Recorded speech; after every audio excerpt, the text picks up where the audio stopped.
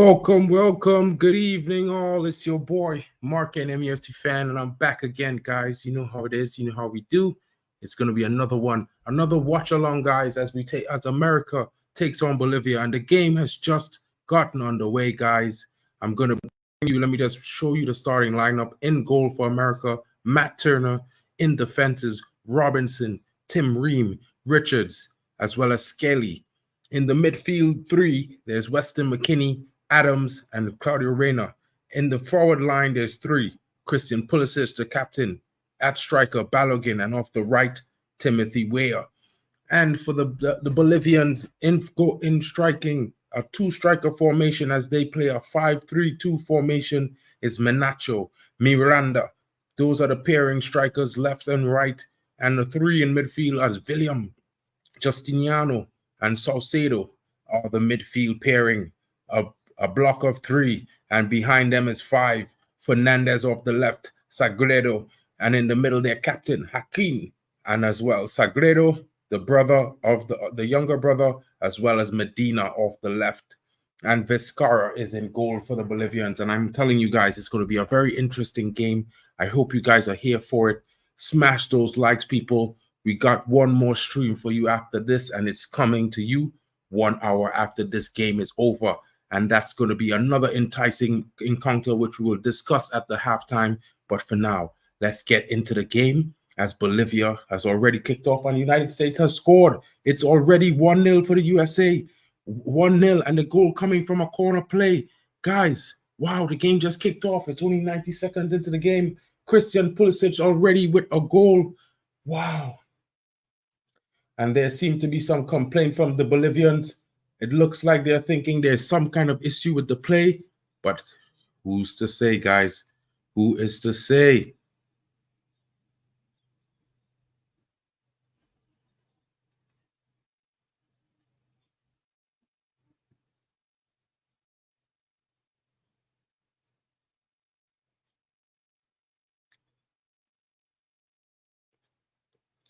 Big up to you, Alien Tenno. What's good, bro? Covering the Copa America. You know how it is. Interesting times. Lots of football to be played. Wow. What a screamer from Christian Pulisic. Wow. The keeper had no chance at all. What a goal by the American skipper. Big up to you, GB. What's good? And yes, that's one for you, USA. It's one for the USA. What a great strike. I have to say that was a very, very good strike. Whew. Scorcher. I think it's the best goal I've seen so far in all the Copa America matches I've seen. And for me, guys, you definitely know it's a shock that I'm the one that's saying that. Big up to you guys. Thanks for joining me. I know it's late for some of you, Alien Tenno like me. We're in Europe, so it's quite late tonight. But for GB, it's around the right time. Well saved there by Matt Turner as the Bolivians, move from a free kick straight into attack and goal. And now it's the US kicking back off. Yes, GB, it was definitely a rocket. A very, very well-placed shot, I have to say, screaming into the top corner.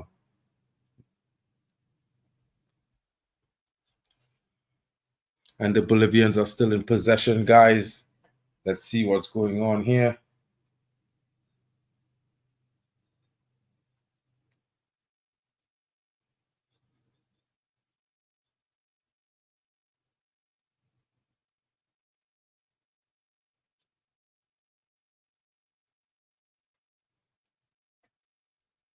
And the Americans are back on the attack, but the ball was given away. Now back in possession with the Bolivians.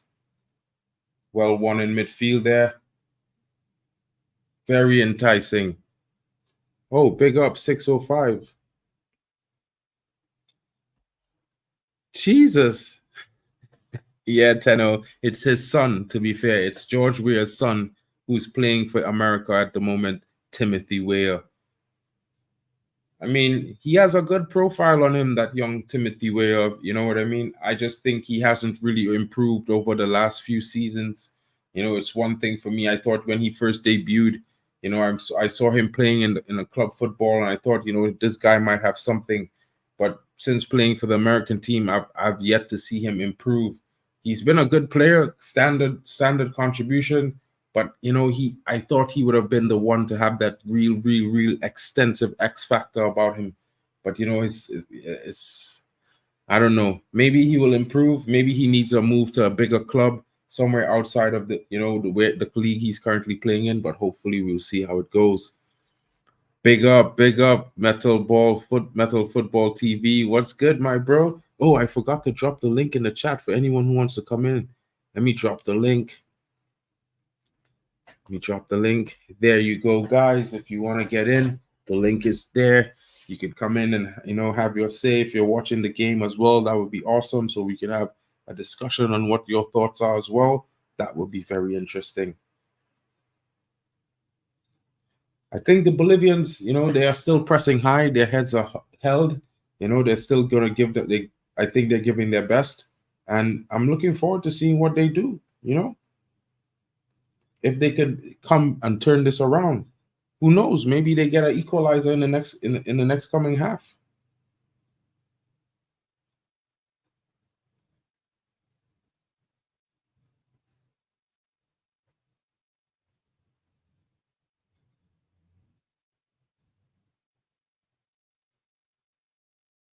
And the Americans on the attack, well defended there. Good save by the Bolivian goalkeeper. And the ball is cleared. Won back by the Americans in midfield. Very good defensive display. High pressing from both teams.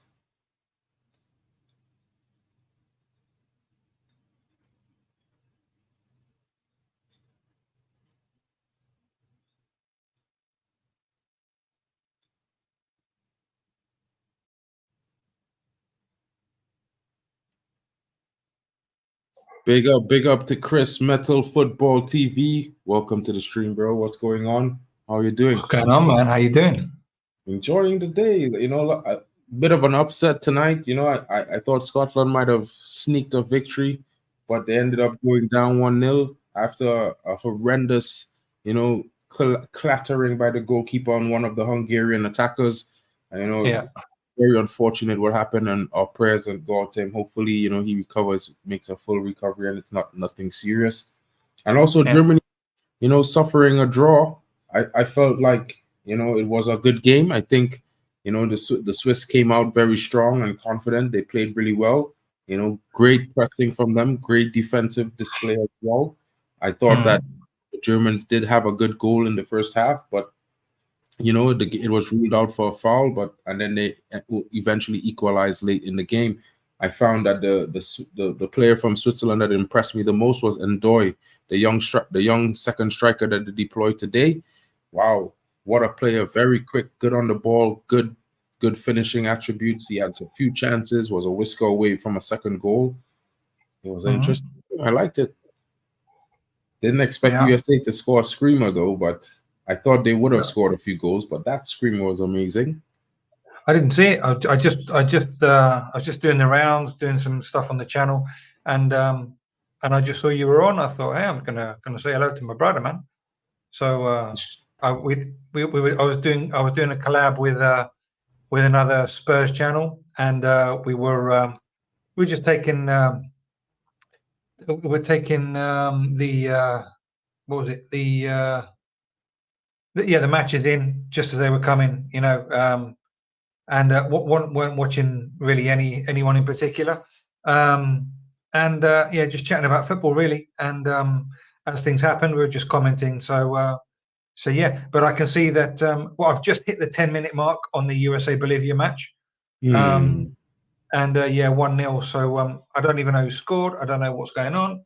Oh, it was a goal by Christian Pulisic, and I have to say it was a fine strike. I'm pretty sure they're going to show a replay very much shortly, and you will definitely be impressed by it. I think there's nothing to say other than well done. Well done. You know what I mean? Yeah, I've just seen the score. Pulisic, he scored in the 3rd minute, according to the information on the screen. So I felt like it was in the 96th second of the game, but it came from a corner, a pass that he received short, ran out just to the edge of the box on the left-hand side, and just let it rip, man. And it was like straight to the back of the net. The keeper had no chance. He got a glove to it slightly, but the power on the shot was too much. Couldn't deflect it away. It could only go past him in the back of the net. America has another corner. Let me just see who's playing there. So yeah, Turner, I imagine, from Arsenal. I think is it Arsenal still? I can't remember where he is. Scotty Richards, Reed, Robinson, Rayner, Adams, and McKennie, Weyer, Balogun, and Pulisic. I mean, USA haven't got a bad team on paper. They got experienced players. Yeah, it's a very nice team the USA have. When I look at that front line, like I'm a fan of Weir. I think he's a very good player. In my opinion, he's their best attacker. But Pulisic is the captain, and he played at Chelsea, so he has a certain level. He plays for AC Milan now, so I give him that respect. And Balogun, I have not seen too much of Balogun. I've seen him against Trinidad and Tobago, and he was totally ineffective in the game. He was unable to create anything for the team, and I think that I'm not trying to say Trinidad is amazing, so that's what I'm saying. I'm not too sure about that guy, but if he's starting up front, he definitely has better games in him, than what I've seen. So can't really give too much of a judgment on him. Now, listen, from what I've seen and going on stats alone, last season, 29 outings for Monaco, and 7 goals, 5 assists, but the year before, the 22-23 season, he played for Reims, and 37 games, 21 goals. So that's where he probably made his mark, and I mean, it's just I think it's the lack of consistency that he's got in the league in professional football. But then if you go to his Arsenal, let me just turn this around, see if I can get more information. Arsenal under 23s. I mean, he scored like 25 in 15, 10 in 15, 14 in 11. I mean, he's got quite consistent in his under 23 stint at Arsenal, but then it's when he's turned professional, it seems like it's quite lacking. So yeah, I mean, between Weyer and Pulisic, I think that those are the two main men that you got to take into consideration in the attacking department for United States. Definitely. Yeah, and with the stats you just called, I might be tipped to say that he's a bit prolific, if not for some bad form or maybe some bad translation in the last in the last season, because those are some prolific numbers there, bro. It's really good. I didn't know he had those numbers put up. Maybe he's just in a phase of development at the moment. So he's still very young. I think he's what I saw is he's 22 years old still. One of the players is down. Poor challenge from the American there in the midfield. Gets up. Yeah, he's going to be 23 years old in a couple of weeks. In a week. So he's still got a lot. He's still got a high ceiling. It's just that consistency. Hopefully he can get it. So, hopefully they'll win the World Cup. They'll win the World Cup in 2 years. So, well, I don't know. But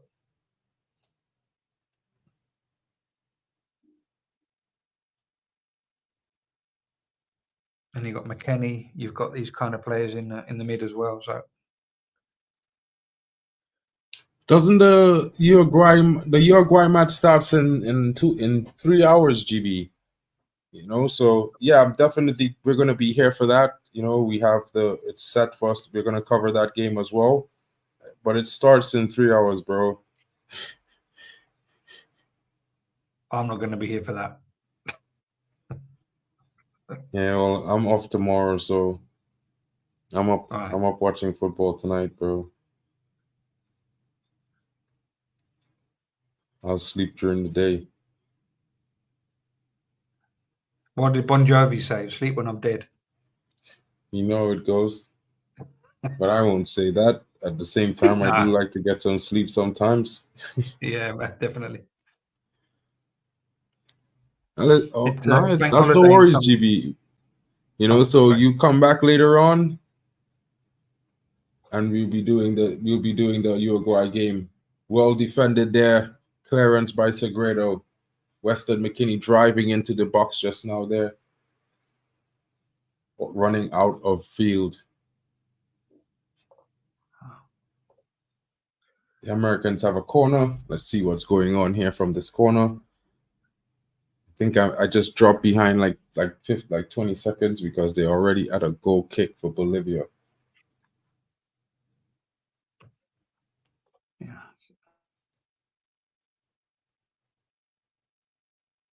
Might as well watch this one. This is clean.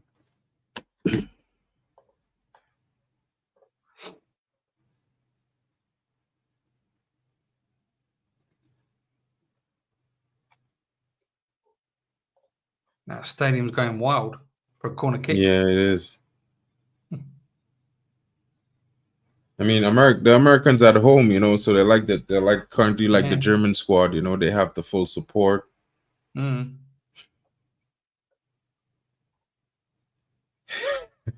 Big up, GB.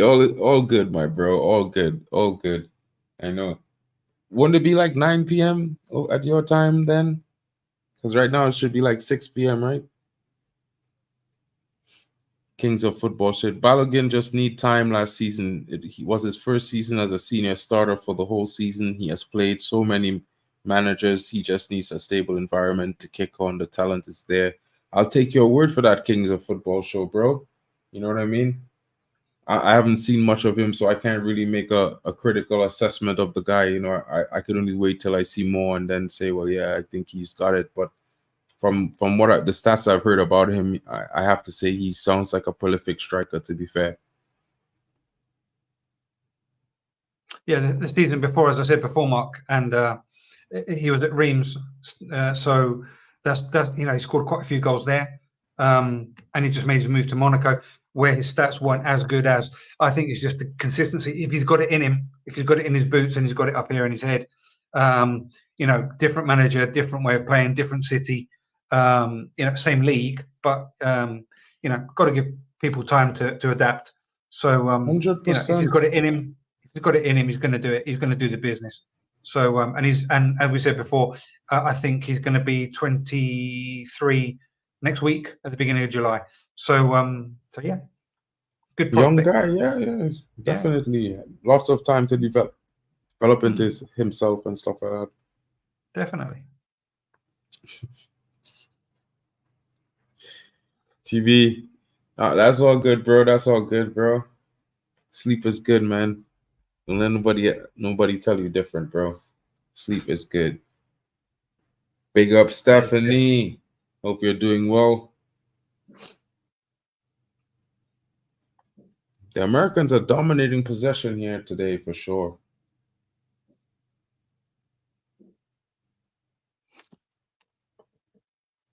To be honest, I haven't got a clue who plays for Bolivia anymore. Me either, but what I do know is that this group of youngsters that they have playing right now, they have some experience in the squad, and some of them are making their debuts or making their transition into European football at this moment. So right, this may not be their best at the moment, but they're definitely on a resurgence. Sure. Fair enough, Kings of Football. Fair enough, bro. Watched him since he was 17. The boy is special. USA got a gem in him. Yeah. Hopefully they could develop them. You know what I mean? If it's one thing I would have to say from being a member of the CONCACAF, fraternity, is that USA never really develops these amazing gems that they get. If you want to take examples of, like the likes of Freddie Adu, in my generation, it would have been I keep forgetting his name. He injured one of my teammates when we were younger, and he still went on to play for Bayern Munich. And he didn't really last too long there. That's Landon Donovan. So you know what I mean. I think he was pretty talented. I played against him quite a few times, but I feel like there's something missing from the American contingent in terms of, you know, that identity. What's their real identity? You know what I mean? I know they have good basics of football. They have, you know, good tactics and, you know, good players. They have a general high level of fitness and ability control. You know what I mean? And the basics, but you know that the X factor. I feel like they're missing players who has that guaranteed X factor that, you know, could change games for them. I mean, Christian Pulisic comes to mind. He's probably the closest thing to that, you know, but still, I would say for the size of the nation, their talent pool needs a little bit more developing. Maybe they need to, you know, check back some of the systems that they have in place and try and improve or make some changes. I think it would definitely do them some good.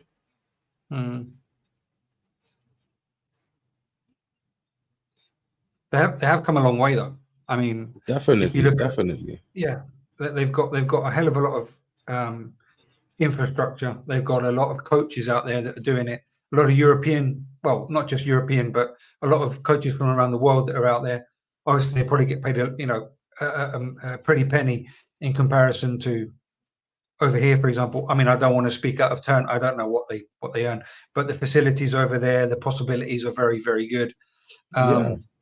But then again, I'm not sure whether it's, you know, a priority because they have other like national sports like American football, basketball that come before, and possibly even like athletics. Could be something that is more like more of a priority than say football, you know. 100%. But they've come a hell of a long way since, you know, their own World Cup back in 1994, even before then, with great players, you know. So good luck to them. You know, they're making a hell of a lot of progress. Yeah, I mean, like I agree. I totally agree. And you know, being from CONCACAF, you know, I look at it from the perspective if my country had half of the like 30% of the infrastructure or 50% of the infrastructure and stuff that they have in place, systems, I think, you know, it'd be largely different, the dynamic in CONCACAF. You know what I mean? I feel like just like GB is saying here, they have the biggest, strongest, fastest men in the world usually. You know, the best medical treatment. You know, I feel like it's the coaching from the kids up. I feel like they coach the how to put it, bro. You know that you know, players young, they have all these creative ideas to do things. Is, you know, like this creativity. I feel like they coach it out of them and make them too system dependent. You know, that kind of way.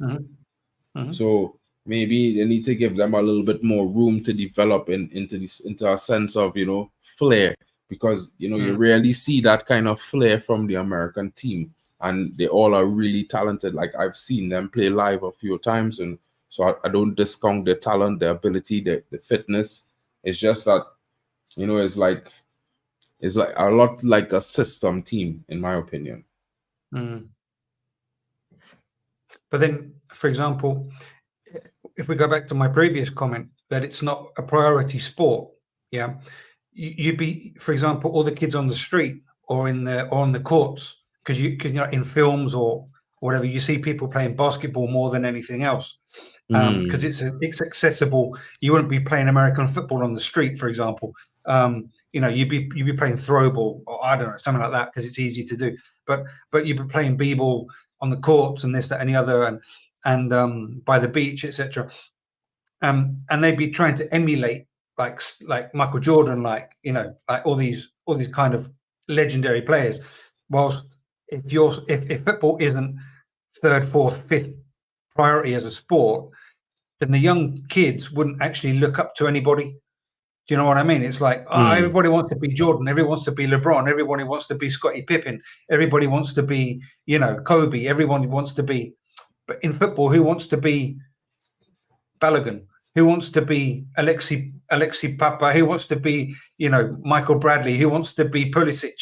You know, maybe you do, because, do you know what I mean? So there's more influence to be, and there's more people to look up to and to emulate from the, you know, from baseball, from basketball, from the top sports than there is from the soccer team. It's a bit sad, but it's a reality, because we don't play baseball here in Spain. I mean, we do, but it's not the top biggest sport. 5,000 sport. You know what I mean? Same thing. The same thing in the Caribbean. Like football is the number one, then cricket, then basketball, and then anything else after that. I mean, even rugby is a bit more popular than basketball in the Caribbean. So I mean, it is what it is. But what I can say is that the dynamic of that might change in the next 2 years, because they're going to be hosting the World Cup, the first of its kind, the 48-team expansion, a tri-nation tournament.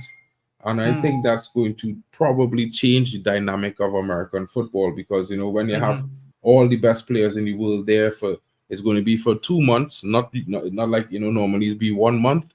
It's going to be 2 months, because it's they have a whole 16 other teams in the tournament now, so it's going to be a lot more games, and it's just so interesting, and it's going to be played across the continent. So there's definitely going to be a lot of young inspirational young minds being inspired by all these talents that they're going to see. So we'll see how it goes and see how it develops in the next 10, 15 years after that, because I think it will be great for CONCACAF. The advent of the Nations League definitely 100% helped the Italian team, helped the young Caribbean teams who don't have the kind of, the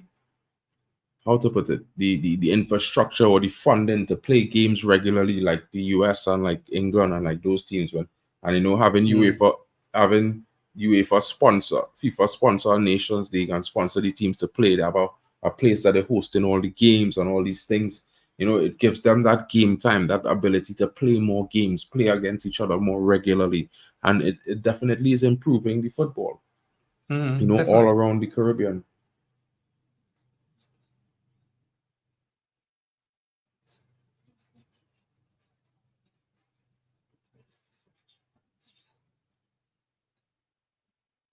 I don't know what happened there. Are you seeing that? There's something wrong. Yeah, he got a tackle, but like, when you make a tackle, how Wan-Bissaka makes his tackle, where he kind of kicks the ball with the back of his heel from in front. It's a similar tackle like that, but the American player made a little bit of a meal of it, so the defender just got a yellow card. And the American team, his teammates rush up like they wanted to have a little bit of a, but it wasn't all that bad. It was probably deserved a yellow card, in my opinion. You know what I mean? Because normally even when Wan-Bissaka do that, he doesn't really scissor his legs. His second leg don't really come forward, but this guy, his leg kind of came forward a little bit, helping trip the player too. So, wow.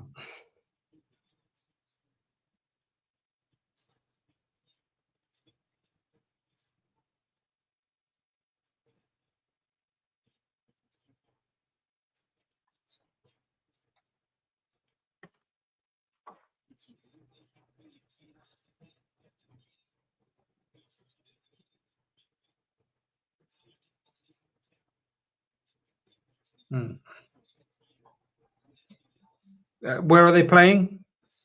In the USA, I think this. No, but what city? What? Hold on 1 second. I'll tell you. No, it's all right, I can check it. It's just that if you knew the AT&T Stadium is the AT&T Stadium. I think that's in Dallas. It's in Texas. Okay. Yeah. Cool. Cheers.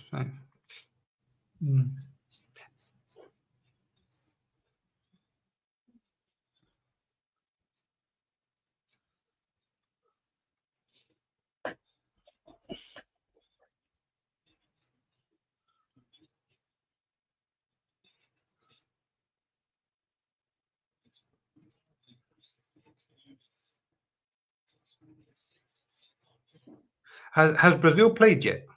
No. This is the third game of the tournament. I think this is the third game of the tournament, to be fair. The opening night was Argentina versus Canada. Canada, yeah. Or this is the fourth game last night. Yesterday had 2 games. Yesterday But there was the 2 games yesterday. Oh, Peru, Chile. Venezuela played Panama. Panama Mhm. won, and in the first game, I think it was Was it Peru, Chile? Peru, Chile, and they came to a 0-0 draw. Hmm.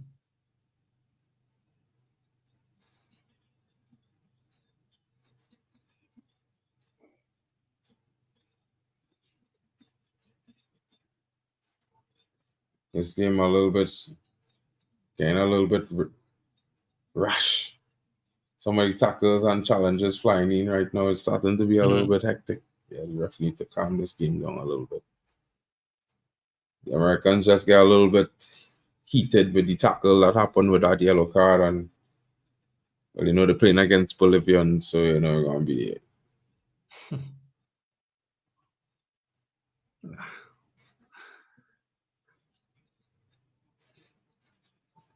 But I feel like if the Americans will settle themselves, they'll play into the Bolivians' hand, because I mean, I did see a stat there that they lost 14 of the 11 of the last 14 games, but at the same time, you have to remember that Bolivia are playing against some of the best teams in the world in the regular games. They'll be playing against Brazil, Argentina, Uruguay, these teams. So, even though they might lose, they're not playing regular opposition. You know what I mean? Playing some of the best teams at a high level. So it's tough. Big up to Ronald. What's good, my brother? Bigger, bro. All good, all Yeah, good. right. Any What's up, money on bro? this game? No, I haven't put anything down as of yet. I'm just thinking I might just put it on Bolivia, just because you gotta play Hopefully against you'll the break odds, it. man.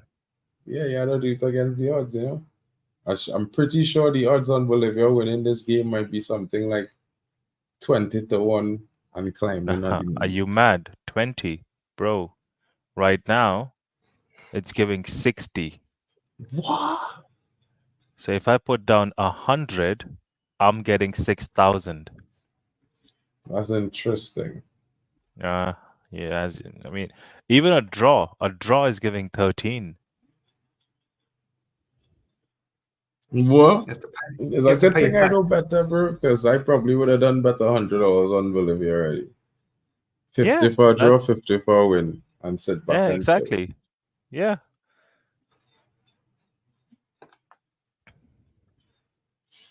The tournament's still young, man. You must have a 1 or 2 upsets to come. I mean, I'll be honest with you. I'm trying to be as quick as possible to just lock this bid in, just to kind of like, make sure I'm comfortable.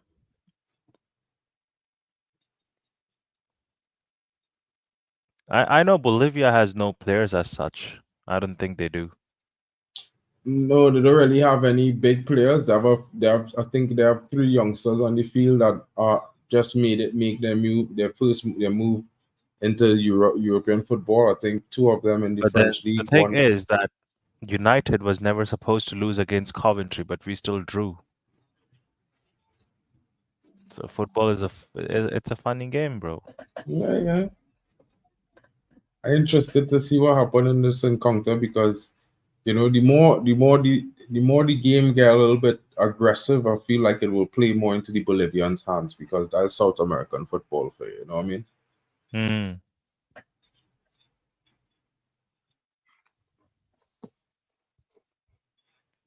And they're not playing too bad. They're pressing well. They keep in possession well. It's just, I feel like, big moment, big stage. It's their first time in the Copa America in like what I think is a few in like two times in Copa America, and they missed it before. So yeah.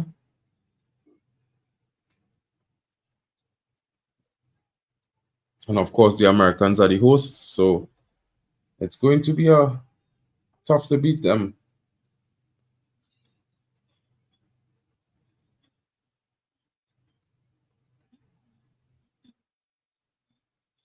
Won't lie though, I kind of like the look of that fella Robinson.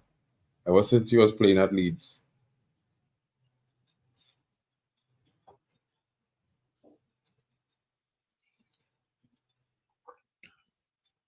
Well Is he? defended there, bro.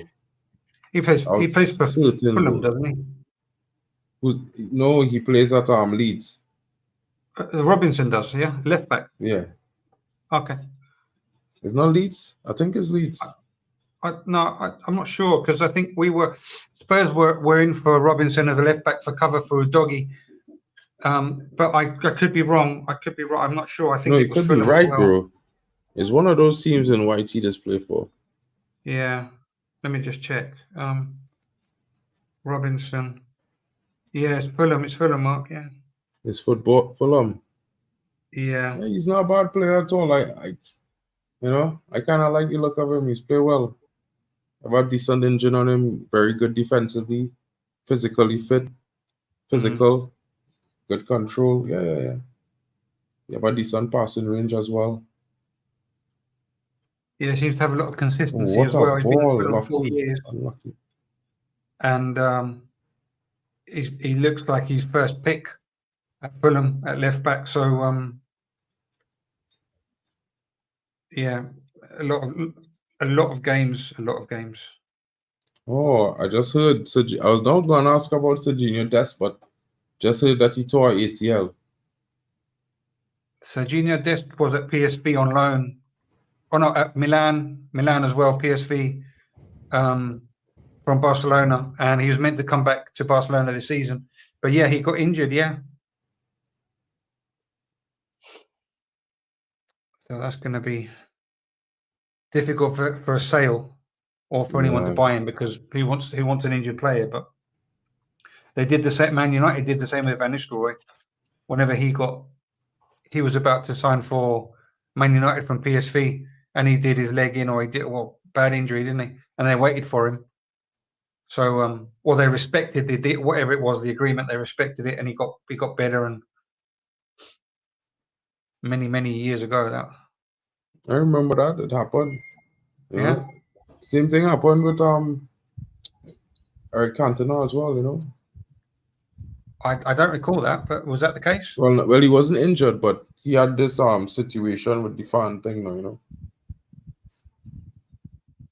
Oh, he was at Man United already, though, wasn't he? I don't think so. I remember he had got into that incident, and because Man United backed him, you know, I'm not too sure. He could have been, but it was. No, That he was was. a It was. situation. It was Crystal Palace, Man United, and he went for the fan, yeah.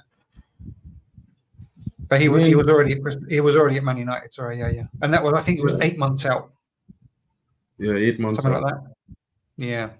I read that in the papers, in the newspapers, a long time ago, bro. So. I was still living in England back then. That's my area. Crystal Palace is my local club. Nice. So yeah, that was all big and big story. Well, obviously it was a big incident. Yeah. I think Joe is also on that side, Crystal Palace side. Joe Blackman, who hosts some streams with us. Oh, Joe, I see him in the chat. Yeah.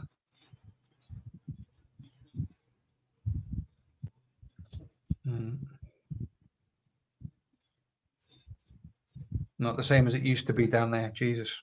Oh. Changed. Yep, some places. I was there in April.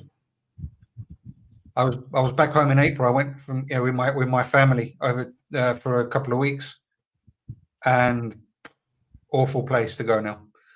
Unfortunate. Some of those places, they're a lot different. You know what I mean? Like, I'm not amazingly familiar with.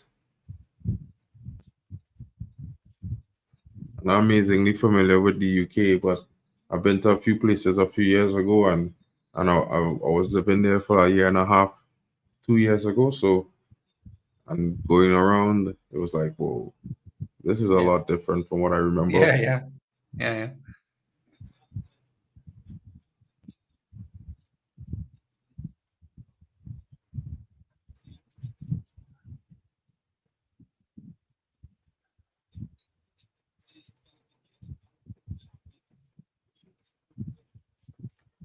The USA better watch this team, you know. I just started to find this team. They're starting to absorb the pressure in a lot better, more comfortable, comfortable manner. And if this start to translate into their attacking chances, they could find an equalizer. USA need to score another goal soon.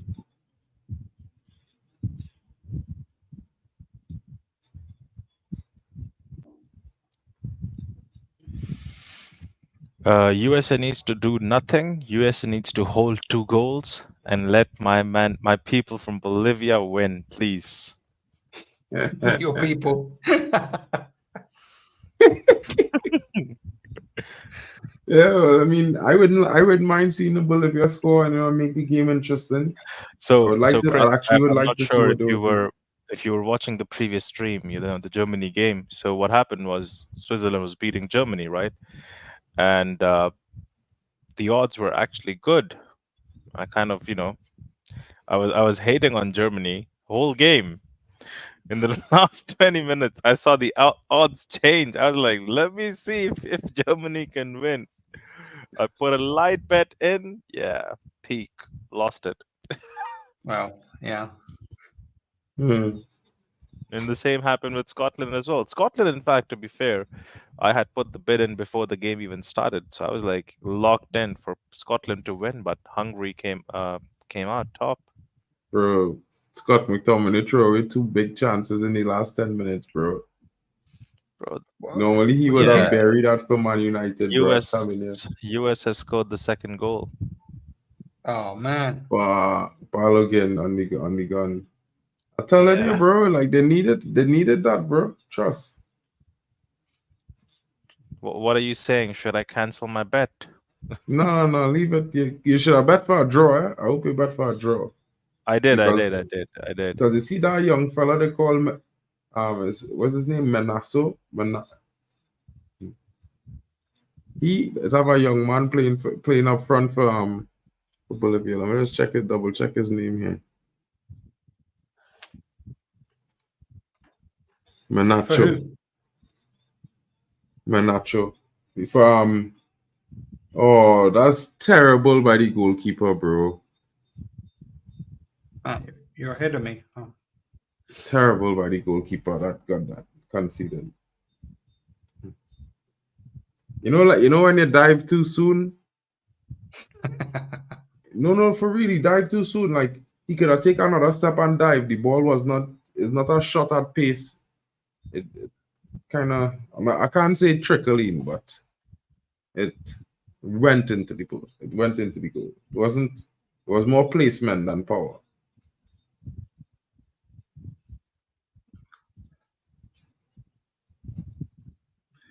My stream started buffering and I missed the goal, and now they're on the celebration. So I haven't seen the goal yet. But I know they're 2-0 up. It's a good goal. It's just that if the keeper had keep himself a little bit more central, or take one more step before he dive, he gets to the ball. I get to push it away. But let's see if he's well positioned here. Let's see. Oh man, that was awful keeping. It's a good strike, good placement. Man, just saying, I believe I gave him it. Big up. Didn't know Onana was Bolivian. Big up, Manj. You know what happened here? This team had a comeback second half. I ain't writing them off yet. That young fella, Menacho, something about him.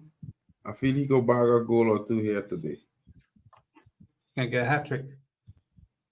Never know. Menacho, who does he play for? He plays for Blooming. Jesus. Pulisic running into men real wild, bro. You see something special in Menacho, do you, Mark? Huh? You see something special in Menacho? I Bolivian forward. Something special, but I see I see he had one or two moments in the beginning of the game where, if he get a chance, I feel he will score. That some fellas just look like killers now, look like they're clinical when they get a chance. Yeah. Well, his stats say something different, but anyway. I know it does. I was checking it just now. No, he's having a good season. 7 goals in 12 games.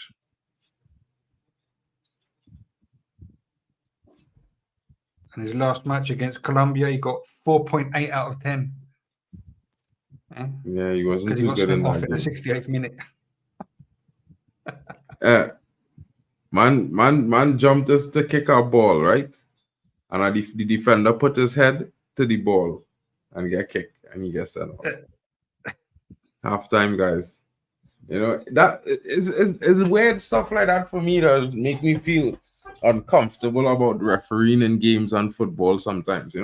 Like, what do you want the player to do? How is he supposed to know where that the player putting his head there? Like, back then when coaches would give you the personal coaching, you're playing for under 17 national team or something, it's got extra coach to coach you daily about your decision making.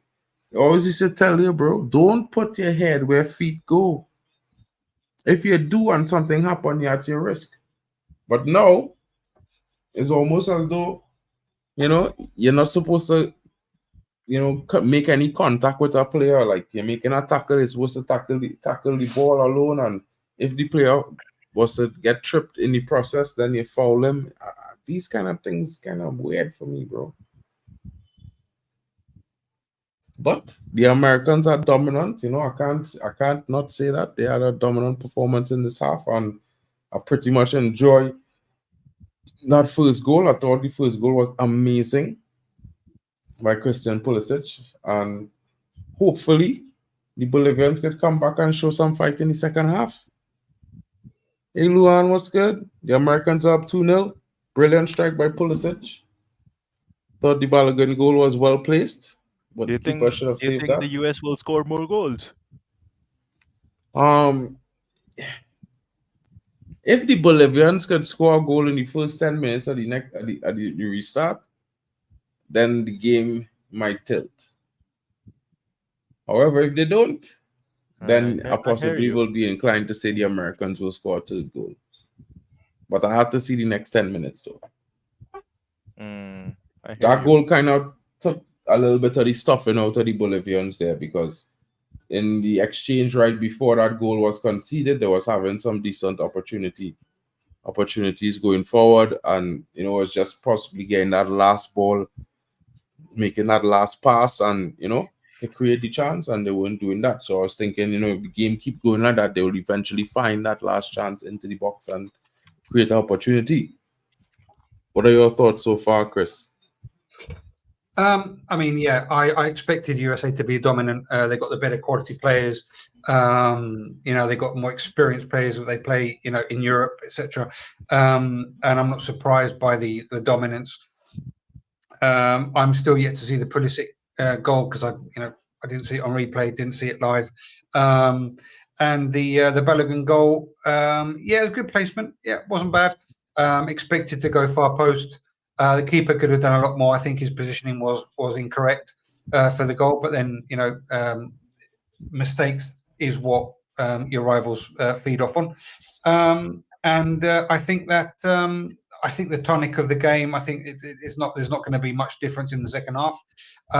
But yeah, as you correctly say, Mark, if Bolivia can get a goal back in the first 10, 15 minutes, the first section of the second half, there could be something interesting going on. But I just think that the overall quality of the US team is far superior to actually worry, to be worried by Bolivia, to be honest. But you never know. Ronald might actually get his money back, and Bolivia possibly could get 3 goals back from God knows how, but could happen. We never know. 100%. We never know. Ronald, what are you saying? Yeah. What are you saying bro, about this game? I'm actually not watching the game. I'm just watching the screen, basically what you're sharing. Oh, So okay, that's what I'm okay. watching. That's what I'm going through. So, can't say anything about the comments on the game, as in, in what favor I am or I'm not. But I'll be honest with you, I'm just here for vibes, bro. Like if it works out, it works out. If it doesn't, it doesn't. At the end of the day, it is what it is. No worries, bro. No worries. All good here. And everyone in the chat, it'd be nice to hear what your thoughts are on the game. We heard Manj saying that he didn't know Nano was Bolivian. Of course, we were talking about the goalkeeper's efforts in the last few minutes, that letting that shot in. I mean, well placed, but he should have stopped that. At the same time, I can't say too much. I think the American team has better players. I also like the Bolivian team, but at the same time, the Americans have been dominant this half. I expect them to continue in such form in the second half. But the only thing could change that is if the Bolivians find a goal in the first 10 minutes. Guys, don't forget to smash a like and subscribe. If you have a few seconds, don't forget, check out Chris Metal Football TV if you get the chance, and smash a like and subscribe to his channel. He's a Barcelona fan, but he's also a Tottenham fan. So you're going to get the Premier League talks, rival banter, and he's going to be joining us a lot from now on. He's going to come through probably to some match reactions, especially when we're playing against, Tottenham Hotspurs. So enjoy it. He's a good lad. You know what I mean? I'd vouch for him. You know what I mean? Thank you. Big up, bro. And well, we got Ronald in the background. Ronald is yet to have a channel, but you could always find Ronald on Twitter Spaces, guys. So if you're on Twitter, check him out. And you can also find me on every channel on YouTube where you will have Mark, Bots, and everyone else. I'll be there. 100%.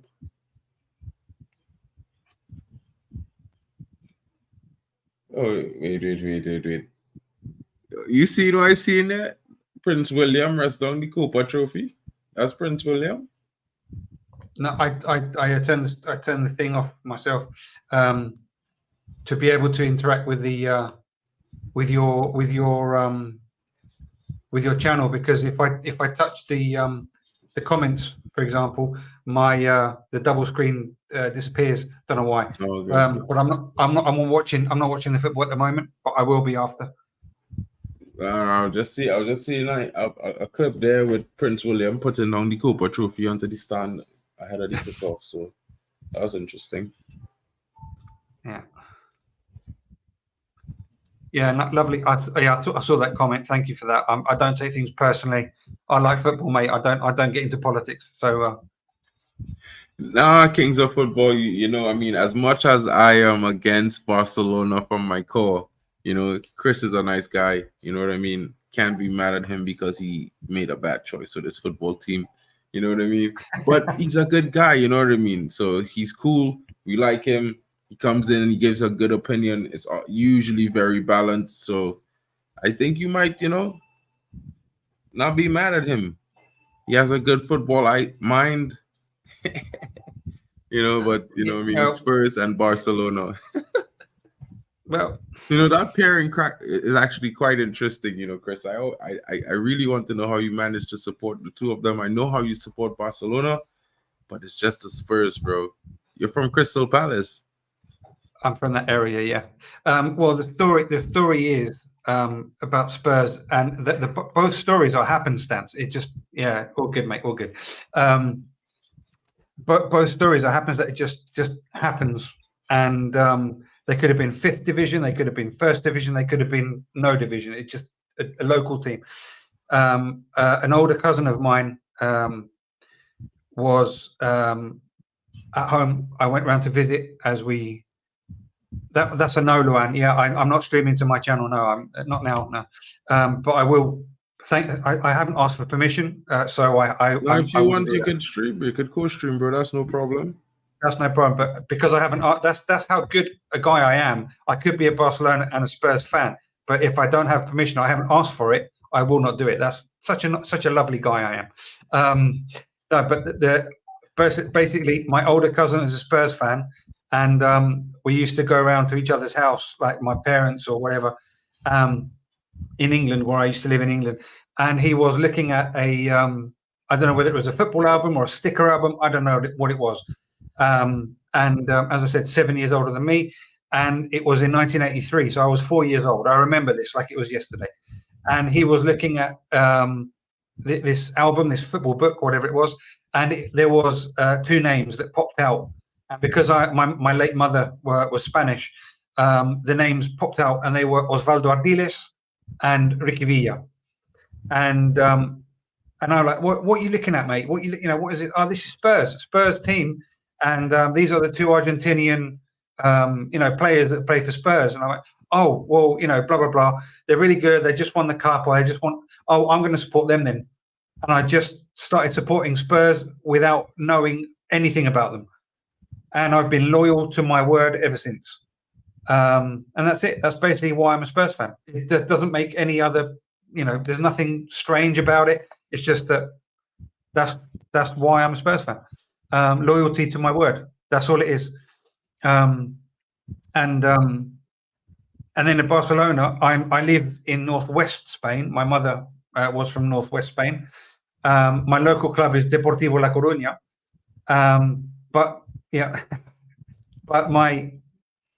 my mother's sister lives in Barcelona and has done for 50 years. And I went there one year when I was young, also when I was about 4 years old. And I loved the place where they lived in the city. And I liked the colors. I liked the blue and red. And I liked the basketball team. I liked everything about it. And I just started supporting Barcelona. I didn't know anything about them. It was just a happy coincidence. Whether we were a big team, a small team, it didn't make any difference to me. And I'm just loyal to my choice. That's all it was.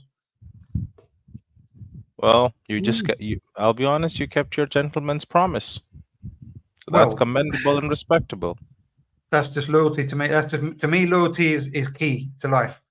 And to be honest. So absolutely. As I said before, we could have been fifth division. It didn't make a difference to me. It's just loyalty to what I thought was best. So there you go. 100%. Total respect there. It's kind of the same for me, But I have to say, Deportivo La Coruña, we're around the same generation, kind of. You had some really nice strikers back in the day, like Albert Luque and these guys. They were a big team, wow. That's in 2000. Yeah, they were a really good team. I used to watch a lot of La Liga around that time, and I happened to watch Deportivo most. You know what I mean? So it was really nice. But yeah, good story, bro. I just grew up, bro, next to a foot. My dad was good friends with two of the biggest sportsmen in my country, probably just because they went to the same school together, And it just so happened that one of them became a Manchester player, and it just happened. And I was always a fan of football and just Manchester, bro. I've been watching Manchester since I was 7. And pretty much that's almost about 30 years now. So it's a lot of Manchester I've seen. You know what I mean? I won't try to say I've seen the most, but I've seen us win a treble. I've seen us win lots of different things. I've seen us have good times and bad times. And of course, I'm always going to be a Manchester fan. Just how I roll. I'm a little bit tribalistic, so I'm going to keep the energy for the rivals. Everyone's a rival, bro. Some I will dislike more than others. If you're a Liverpool fan, it would be banter all day. I don't think I could stop that. But since you're a Spurs fan, I'll give you a little bit of an ease because you still support Barcelona, and I love to banter the Barca fans because that's cool. But it's all good. It's all good. You know what I mean? And it's always good to talk to fans from different clubs. Everyone has a different perspective on how they see football. It's always interesting to learn how people view the same sport, whether it's different from my view or it's all good. Of course it is. Roy Mackay, yeah. Definitely a baller. He was good. He scored a lot of goals. for all the clubs he played for. So yeah, Vitesse Arnhem, Tenerife, Deportivo, Bayern Munich for the Dutch national team. I'm not sure whether he scored a lot for the Dutch national team, but definitely for the clubs that he was at. Abeluque, ex-Barcelona academy. You like him so much. Sure. Mallorca, Deportivo, Newcastle, Malaga. He was played all around the shop. So yeah. But he was a real good striker. I remember watching some games for Deportivo, right? And I won't lie. Some of the goals this guy would score. It was like either he dribbled two defenders and put it in the back of the net, or he was a screamer. And you know what? Yeah. The problem is for me at the time, they had some moments where they had this suspect defender at that team, bro. And this defender, like every game, this guy definitely giving up a goal, bro. And like he stopped running when the defender dribbled him. Like he don't even try to jostle. He just let them go. But Luque, so won this guy at United real bad, you know, but they'll never sell him to us.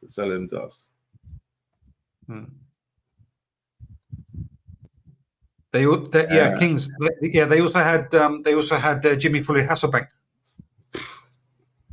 Bro, the Dutch had a big bomb squad, bro. Yeah. Big bomb squad. One of those teams. You know, when you talk about teams, big teams, all these big teams, you know, all fairness, I hate on America, and the reason why I hate on them is because for me, they should be one of those big teams with the size up, with the pool of talent they have to draw from. They should be a big team.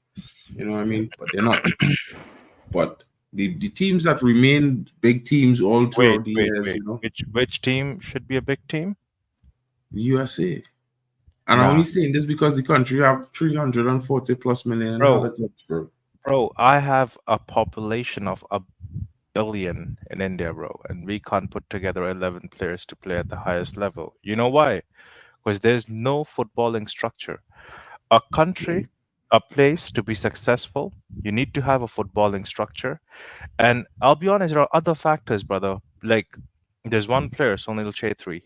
That's his name, Sunil Chhetri. He's ranked, I think, 4th or 5th. He's just behind Ronaldo and Messi in the top goal scorers on the international level, right? He's 3rd. He's just behind those two guys. However, the thing is, he had won a lifetime opportunity to play for QPR, right?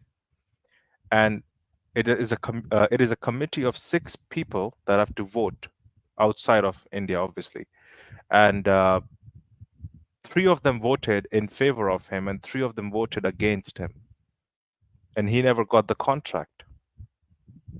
So it is not easy for a player out of India. Like, do you think we don't have great players? We obviously do, but you know, there's less opportunity. So when you're saying that USA, just based on the amount of people there are, I just feel that is different, because I know if you don't really have a footballing structure, and if you don't love the sport, like, you know, people do in England, it just becomes difficult. Because for example, cricket, if you look at cricket, India has a proper team for cricket. Like, I think we're one of the biggest madhouse who spend a lot of money when it comes to cricket, because we have that kind of money. We have the BCCI, that's the biggest board of cricket of any organization across the globe. Right now, it's the richest and the biggest. So, you know, it's just that things, they just move in a certain way. I just feel if US develops or builds upon the structure, I think then you would have a proper team out there as well. But I think that's what we were saying before, Mark. I think before Ronald turned up, it's about your national sports, isn't it? Like America, we said basketball, baseball, possibly athletics, even before football. And India, of course, you've got cricket is number 1, and football wouldn't even be there. You know, the second is hockey. So I think you have, wasn't Dorasu who played for Olympic Lyon, wasn't he Indian, or he was definitely Asian? Do you know him? They might be mixed but they might have a I'm going to different check. passport. Yeah, they might have a Okay. different passport of, but not at the big stage. Like even Rodrigo at Real Madrid, he's part Indian, but then again, he doesn't hold the Who Indian is? passport. Rodrigo, Real Madrid. Rodrigo. His mom is Okay. from India. Okay. Sorry, we've got Vikash Raul Doraso. He's French. Yes. But he must be I think he must be Yes, Indian. that guy. Yes, he Yeah. was. He was Yeah, part there you go. French, part Indian, and that's a legend that you're talking about. That guy is a legend Yeah. in himself I remember him. because he's played everywhere. But the thing is that you have to have part, like I said, you have to be part somewhere, right? You have to be a mix of something, or have to have a passport that is not Indian, and that is only when you actually make it. You would not find a lot of Indian guys out there in the market. Like, Yeah. that's just No, not happening. it says here that Doraso is Indo-French from the Indo-Mauritian origins. His Yep. ancestors were Telugus from Andhra Pradesh, India, Yep. who migrated to Mauritius in the last century. So yeah. he went, or his heritage kind of went from India to Malaysia, right? And then French. Okay. Yeah. So his forefathers might have been Indian. Yes, that's quite possible. But then again, once you start carrying different passports, that is when you become more easier or desirable. Yeah. Yellow card for Weston McKinney, guys. I'm pretty shocked to see the American got a yellow card on home soil. I've never seen it before. Sorry to say it like that. I see a lot of CONCACAF and. But if it's a yellow, it's a yellow, huh? Yeah, that should have been a red though. Let's see. That should have been a red though.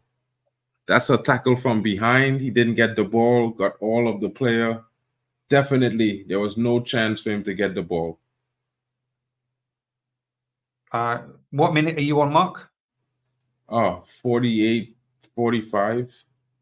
Oh, you're a minute ahead of me almost. All right, let's see. Now that I see the replay, yellow is all right. Fine. Yellow is all right. Thought he got a little bit more meaty on the player, but it was just a bad challenge.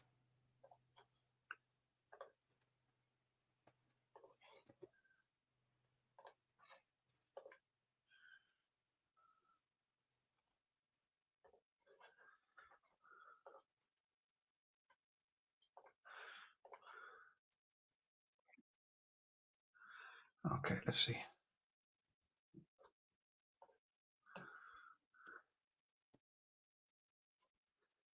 Right, I got a stream from Sweden. This should be good. I'm on the 50th minute now. 50 and 50. You're 10 seconds ahead of me. You're on time with the graphics on the screen. Oh, you're on the graphic on the screen. I can't see it. Oh no, you in time with it. You should be. Because it's like 25 seconds ahead of me, which you are. I've just gone 50 minutes, 30 seconds. Yeah, 20 seconds ahead of me. 20. Oh well. I'll let you know what it's like in the future here. All good, that's good, bro. Oh, Bolivia just scored.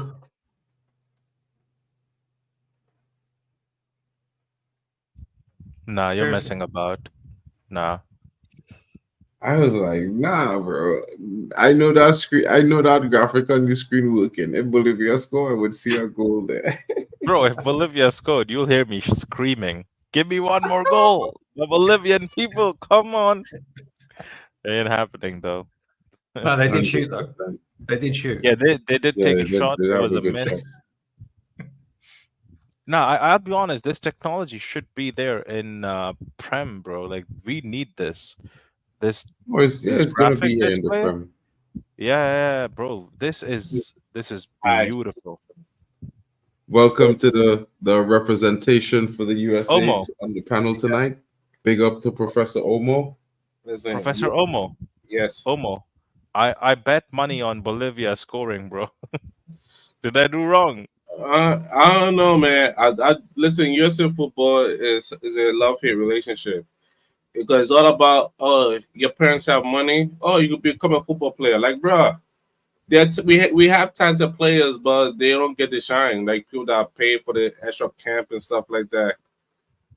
Like like for example, as in because they have the thing where they could draft players from school. And stuff. Oh, goal number 3 for the USA.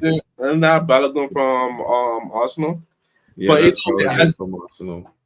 I think they just have a way of the way we do football over here. Like it's hard to get into. Like you gotta pay money to get into it. Your talent can get you there. Like if Neymar, like just think of it, like Neymar will not make in United States. Oh, offside. Goal rescinded. That's how crazy it is. Professor, I think that Ibrahimovic was talking about that when he was in the States. That he was paying something like $3,000 or $3,500 a month per child to put them into sports. Yes. Yeah. So who can pay for this? I mean, only the rich. Only the rich.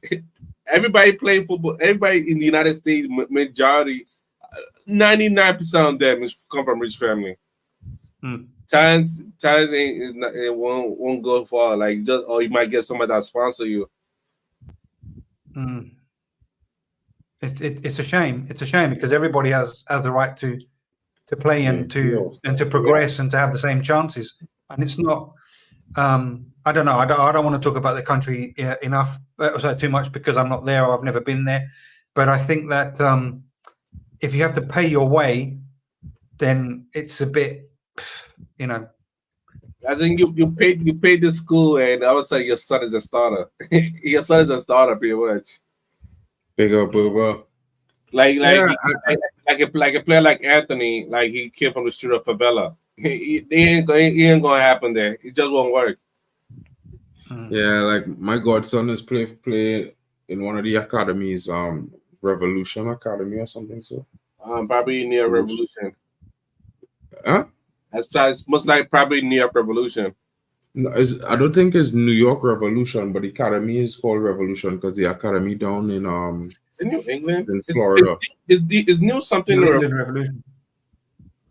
Yeah, I mean, I know it's a New England Revolution, but the academy, I just think the academy name is the Revolution Academy. Oh, okay. But it's not in New England, it's in Florida, and my godson has played at the academy. He's like 12. Youth man, real bad. Trust. Real bad. Yeah, it's New England.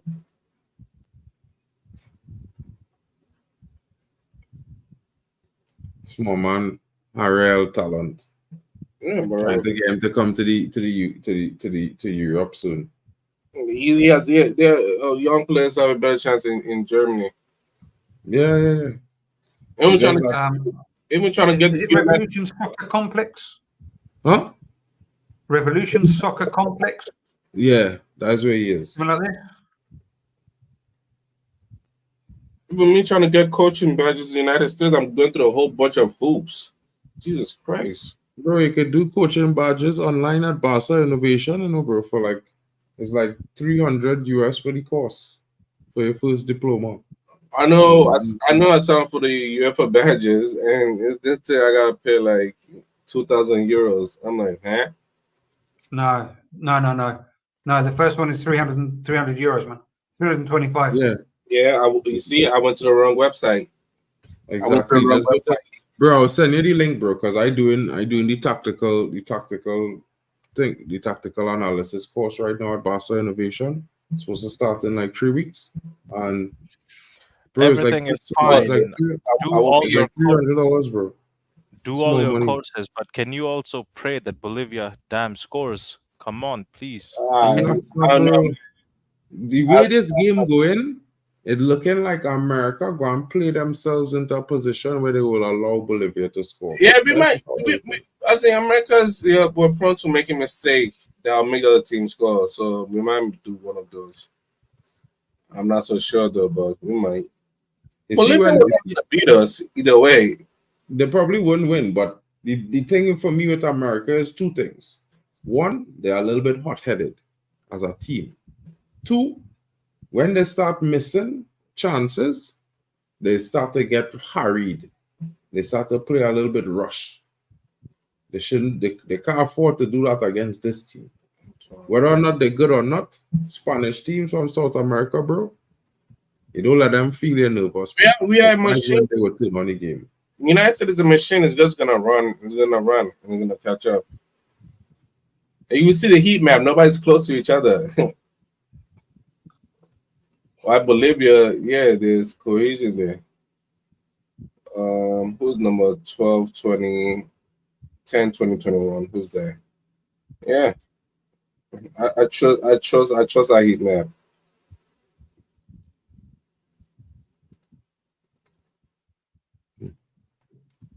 Real interesting game. I wouldn't lie though. That strike from Christian Pulisic. I used to really hate on Pulisic, you know, but now he's playing for Milan. Milan, if I had to say I have a second club team that I would like as watch consistently is Milan. There's wear red, white, and black now, bro. I don't know if anybody noticed, but any team that's wear red, white, and black is back then.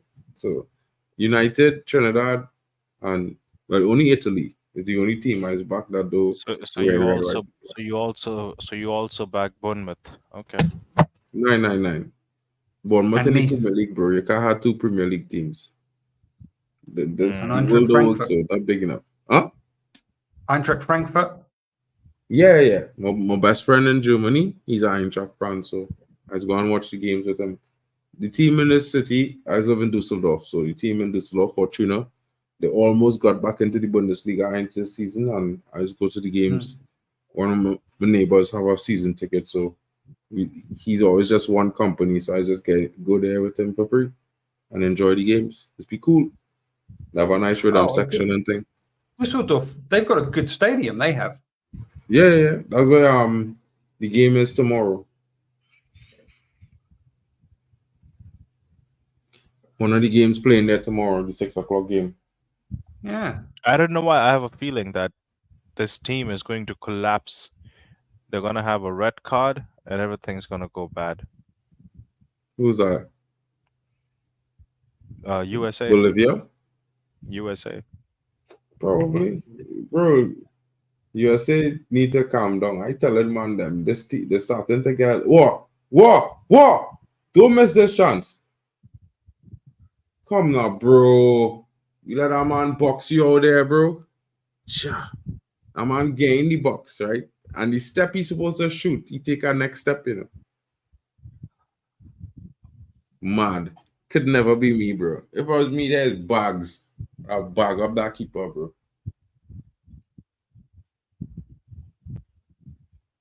Right as the defender bump him, he could have put it first post, bro. He should have put that first post first time, bro.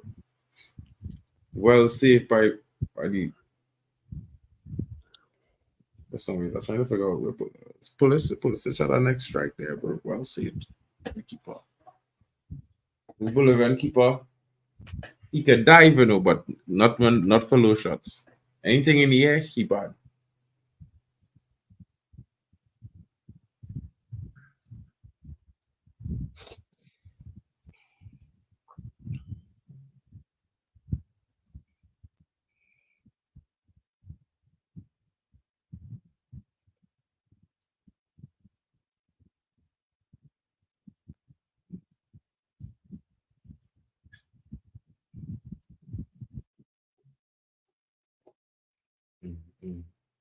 Weston McKinney had to watch himself in this game, you know. I feel there's what Ronald was talking about. Weston McKinney might get a red card. Weston McKennie was linked to Spurs 2 days ago. Don't do I don't that, know. bro. I don't rate him. I don't like him. I don't rate him neither. We agree, boy. We agree. I don't rate him at all. I think you could do a lot better. No, I hope we do better. You know what I don't rate him for? It's the same reason I don't rate Shola Shorty. He have all the mechanics, fitness, physicality, but he don't use it. Flop. Like you can touch him, he on the ground rolling about bro, use Weston McKinney, bro. You look at your stocky frame. You're supposed to be like a tank in that midfield. You know, a bruiser. You're Yeah, supposed to be flopping and think the small challenges. We're supposed to be stepping over challenges and stepping through them. Especially as a midfielder, the position he playing. Well defended there.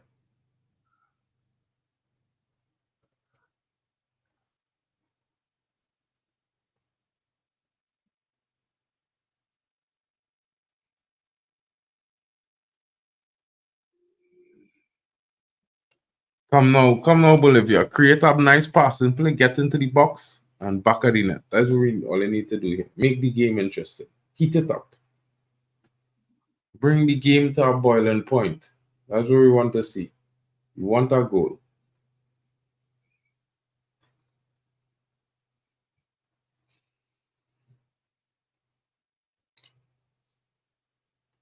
Wow, referee. You know, anyway, I'm gonna get into this referee. Yeah, I'm gonna calm down because I feel like this referee letting a little bit too much go sometimes. Some sketchy defensive work there.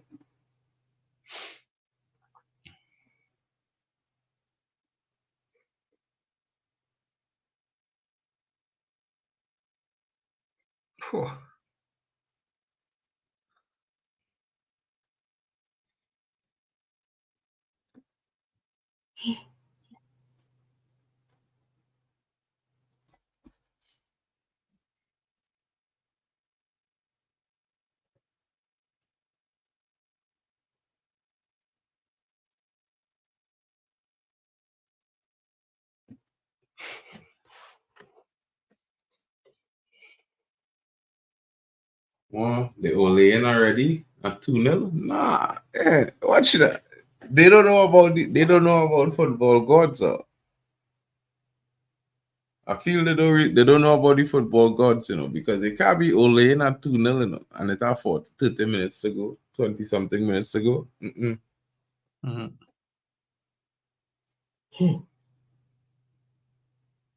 I don't see the US losing this match, but I think that they should be doing a bit better than this.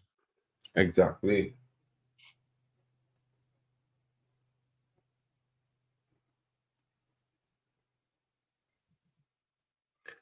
But then I don't see them winning the Copa America anyway. So definitely not. When they come up against better quality, they're not going to be. Then meet the likes of Uruguay and Colombia and things. That is the teams that we will see. We will see what they're really made of. I don't know. Colombia haven't been following much because they since the World Cup. When was it? 2010 or maybe later, 2014. 2014 when James Rodriguez and all of these players, Falcao and all of these players were making the scene. They had a pretty good national. I don't know what they've got now. To be honest, they've got Yerry Mina, played for Everton, and all of these kind of players. Ospina, I'm sure they've still got in goal. Diaz. Yeah, Luis Diaz. Yeah, there you go. Pretty decent players, man. They have a nice DM playing for them as well, bro. I forget his name, but he's very, very good. Very, very good. Well, who would that be? Hang on. Can't remember his name, but he's a youngster. Oh, okay. He's like 18 or 19 or something like that. And he start for them. Okay.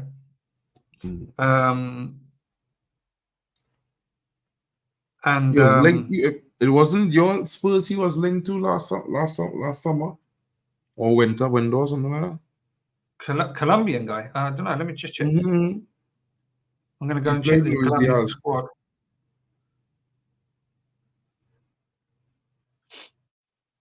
Let me just check.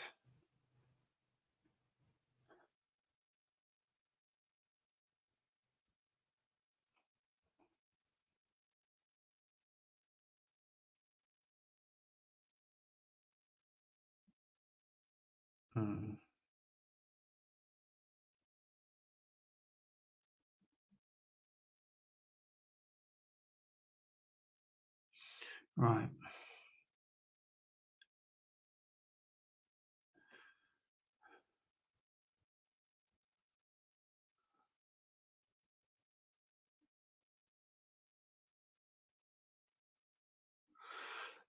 Midfielder, you say? A young guy? Well, no, they got Borré, Santos Borré, who was played for Eintracht Frankfurt under Glasner, the forward. He's pretty decent. Sinisterra, who plays for Bournemouth, used to play for Feyenoord. He's you got John Duran, who plays for Villa.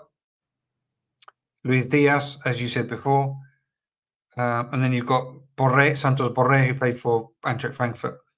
And then you've got like the youngest midfield they've got, at least on this. Let me just check, because I might not be looking at it. Let me just see. 23. Yasser Asprilla. Plays for Watford. 23, you say? No, 20. He's 20, sorry. 23 That's the years guy. old. 20 years old? I think that's the guy. Yeah. And then you've got another one, 23, is Kevin Castano. No. It's the guy who playing for Watford, I think. You think that's him? Yeah. Okay. I think it's him. And I wouldn't be surprised if he's, remember Tino Asprilla, who played for Newcastle and for Parma, and he might be that might be his son. Hang on. Just going to check. Wait, Jefferson Lerma? Jefferson Lerma played for Palace, didn't he? Yeah. He's Colombian too. Let me just check. Jefferson Lerma played for Palace. Did he not play for another Premier League team as well? Bournemouth? No, can't remember.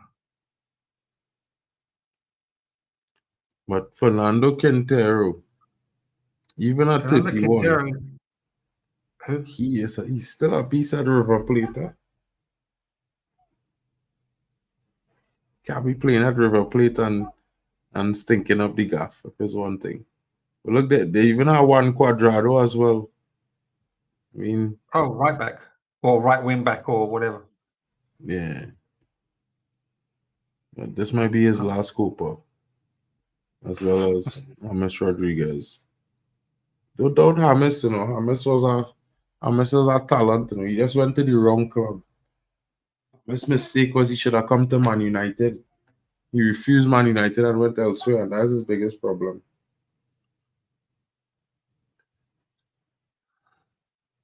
Wow. Good defending. Pepe Reina was in there, bro. Pepe Reina was in.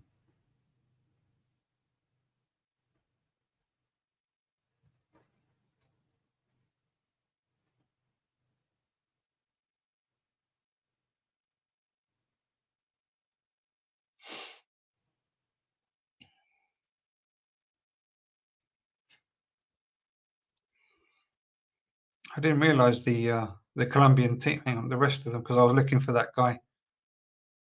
Hey, Michael. It'll be pretty cool, I mean, we'll see what John Duran have to offer. I think he's going to Chelsea. Let's see what he will have to offer. Who's that? Sorry. John Duran. Oh, the Villa forward. Okay. I think he's going to Chelsea.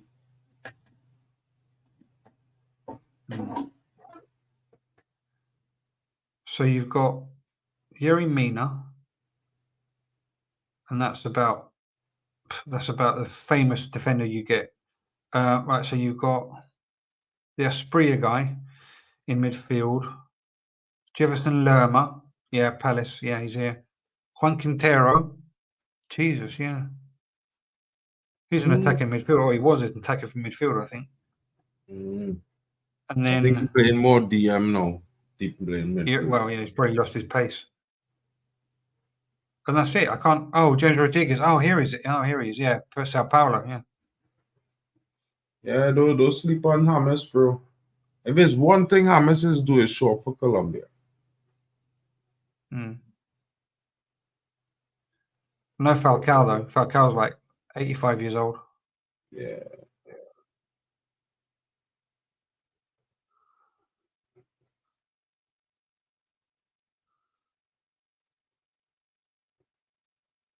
Yeah, Joaquin, yeah, he played for Porto in Portugal. That's right, 2 years.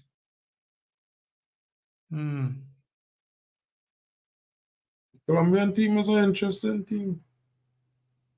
Mm. These South American teams will shock your birth, and plenty players from these South American teams playing in Germany and in Belgium and thing. Yeah. Davinson Sanchez. Jeez, I didn't realize he was in it. Yeah. My God. Sinestera and all. Yeah, Sinisterra from used to be Feyenoord. I don't know where he's now. Yeah, it's a Bournemouth. Yeah. Yeah, But what were you saying? You were saying was it Cuadrado?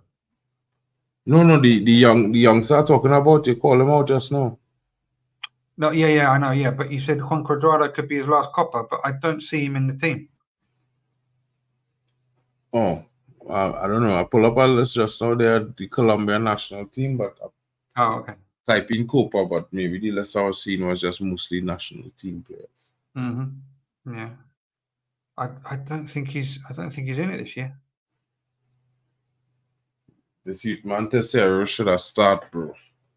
Bolivia. Should have started Terceros.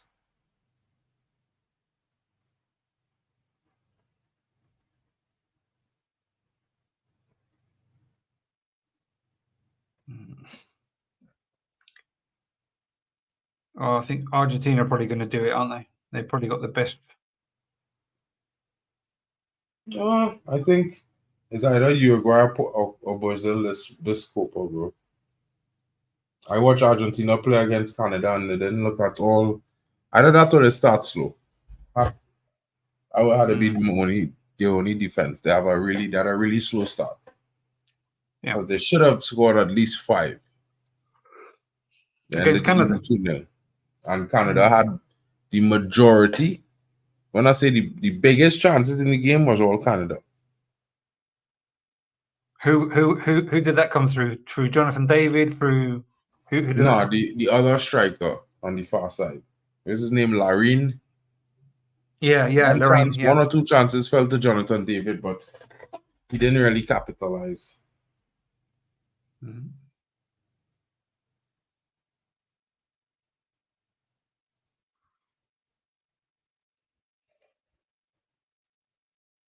I think I'm not too sure about Brazil this year.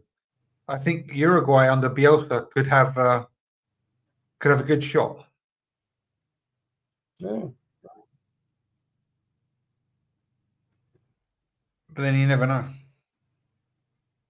You can't count Brazil out, bro. No, I know you can't. But Teams. I just think that they've lost their identity. They've lost their essence. They're in a flux, bro. Brazil in a period of change.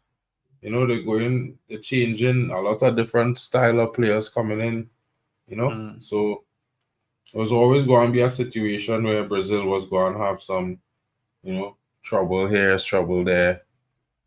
I think to say that they're not going to reach in the quarterfinal or the semi-final, that's tough. Especially with the talent that they have on the other teams that they go and face. I think they're largely the only opposition they have is really just maybe Argentina, Uruguay. You know what I mean? Yeah. Those Stretch three. it to USA. Well, yeah.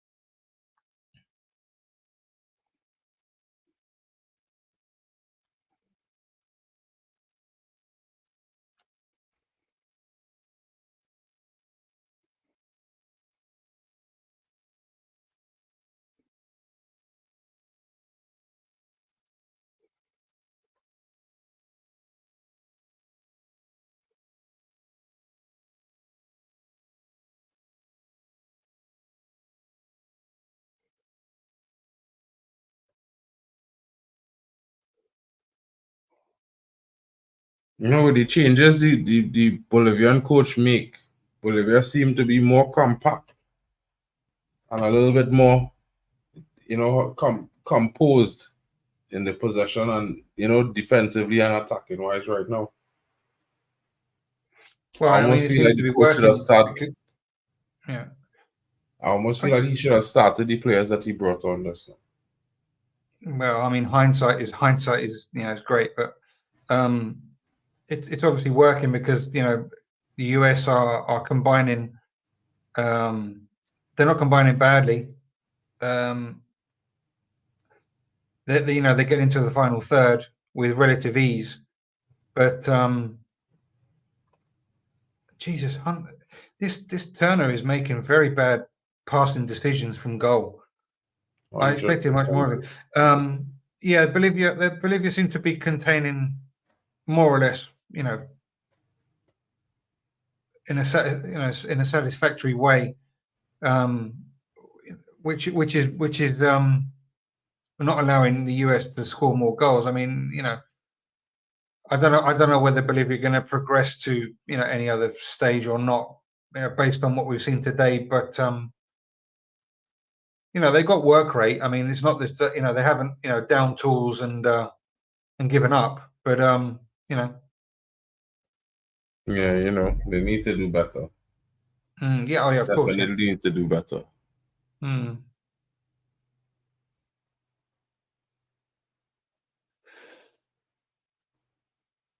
Having said that,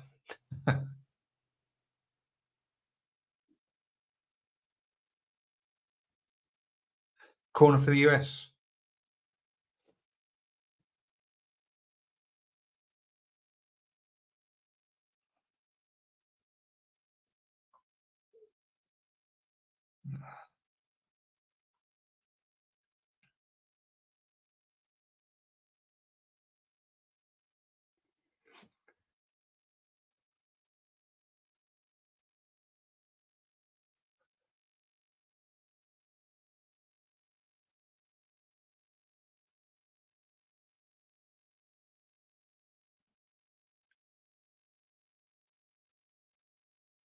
That'll change the way they're attacking going forward, bro. They can't be playing them long balls that they want to play against the USA. But they're playing straight into the USA hands with a long ball. They keep the ball on the ground and keep it moving. One touch passing. I rather do. But this Bolivian team playing a real English brand of football, bro.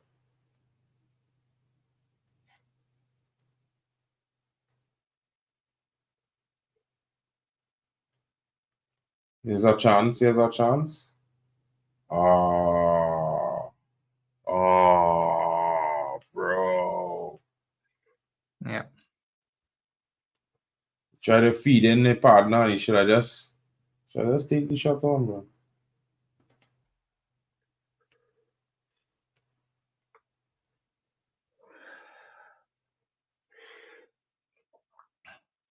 The Bolivian keeper is I don't know whether he's doing enough to earn a new contract at his club, but he's definitely keeping the US out.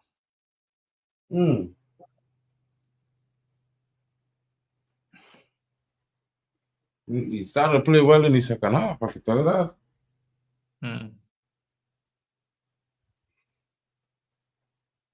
Even his passing, decision making, and all became better in the second half.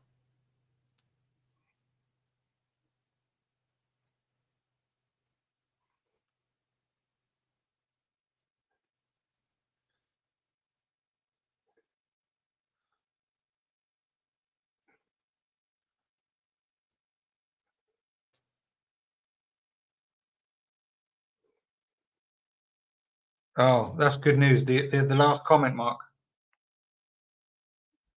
from Yali. Not sure if you read the news, but Varga is injured, is stable in the hospital. His urine is done. He needs an operation in the face, but he is stable. That's good news, bro. Thank you for that, man. Thanks, bro. Bro, that was like, you know, as much as I like you know, to see full-blooded football. You know, you don't want to see players get injured, no matter if they, even if there's a rival. You know what I mean? No, no. Yeah, that was a tough moment, bro. I didn't even see it. Because obviously I was doing the stream before, the live stream. And we were doing the we were mainly watching the Germany match, but like in the background kind of thing. We weren't streaming it. It wasn't a watch along. It was just mainly commenting more on the Germany Switzerland match. And then someone commented about the injury. But I haven't even seen it yet, you know. I'm going to check now. Varga injury. Oh, there you go. First one up. Oh, gee. Oh, okay.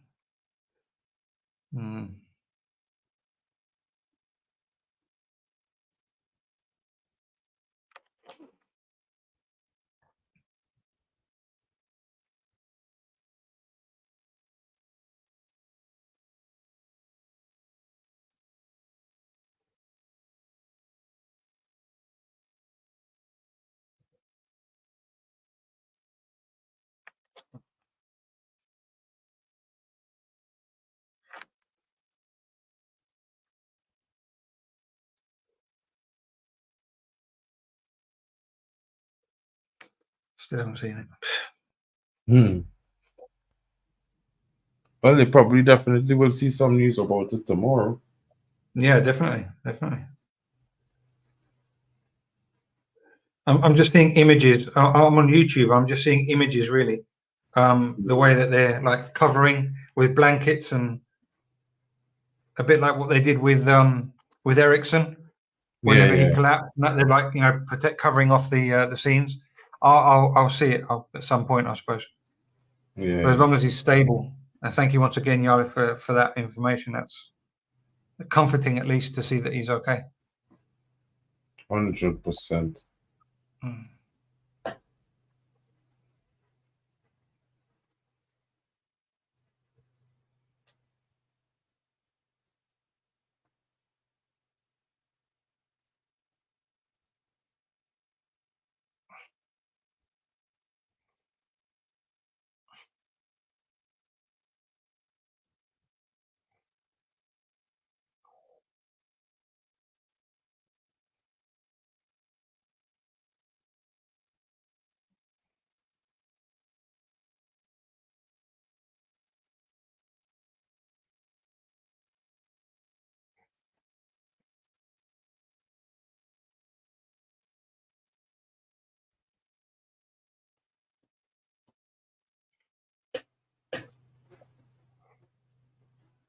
This fella Aronson is now a bad player as well, you know. Plays for Leeds, I think, or I don't know whether he's on loan or something, but yeah, Aronson.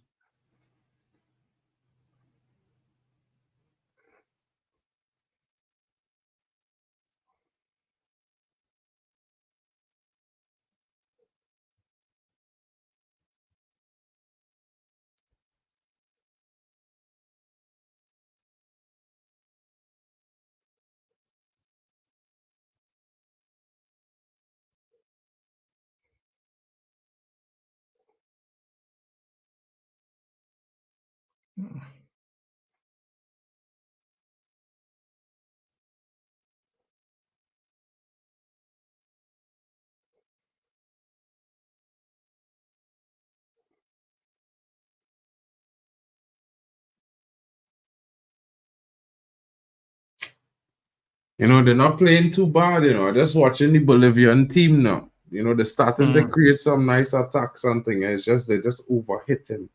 You know? Good choices, good decisions. And it's the young players that they just bring on it because the number 10, the number 7, and another one of the players that they just come on is youngsters.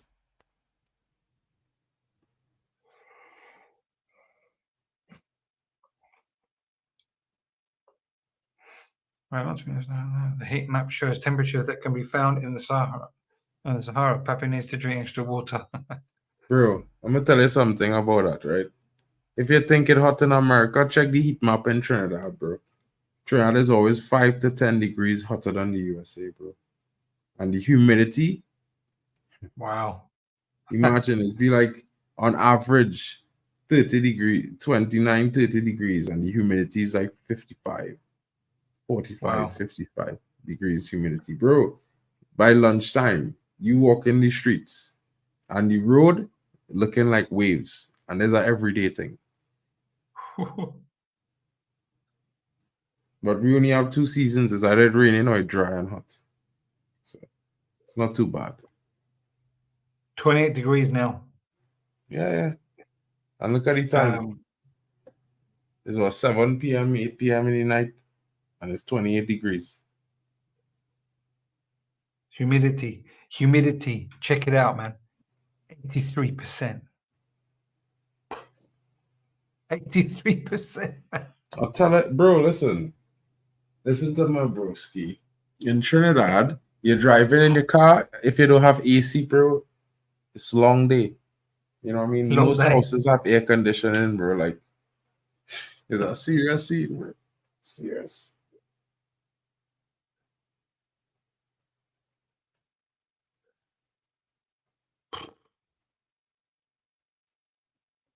It's a serious situation in Trinidad, bro. To live in the Caribbean and thing, when you're close to the equator, you could imagine how hot Ecuador is right now, bro.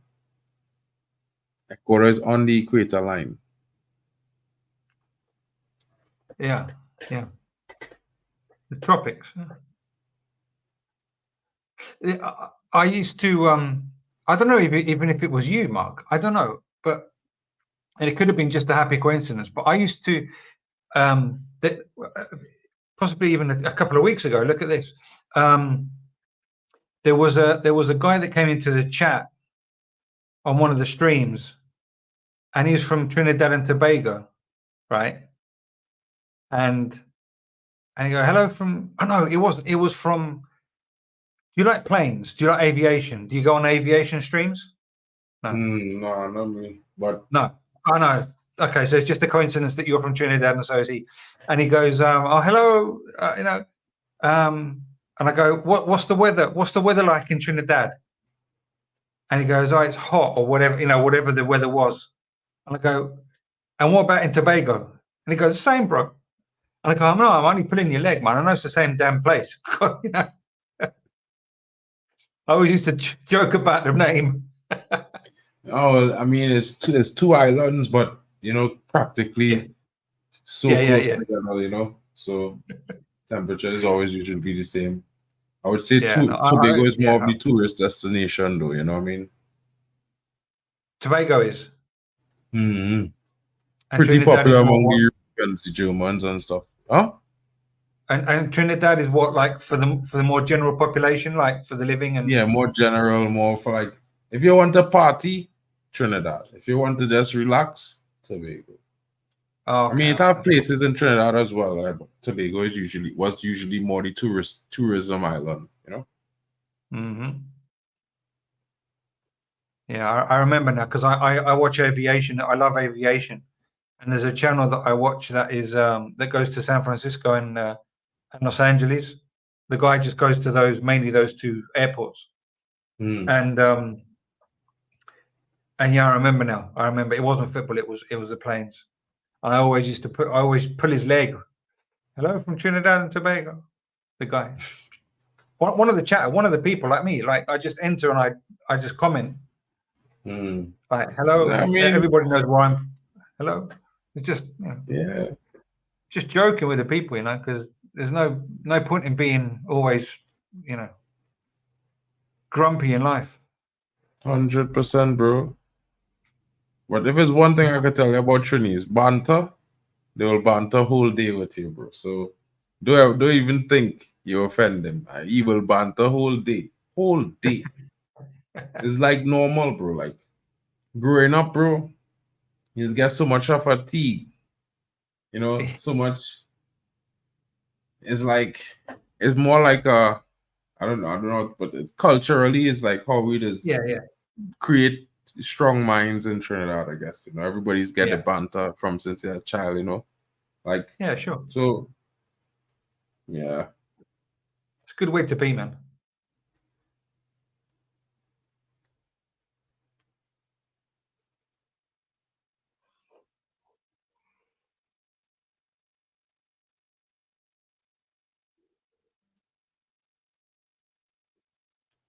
Lucky not to get a red card there, brother. Went through that fella like send him for beers. A whole case. He went for a whole case of beers. Whole case of 24s. Yeah, 24 pack. Quick turnover. Right to the corner shop.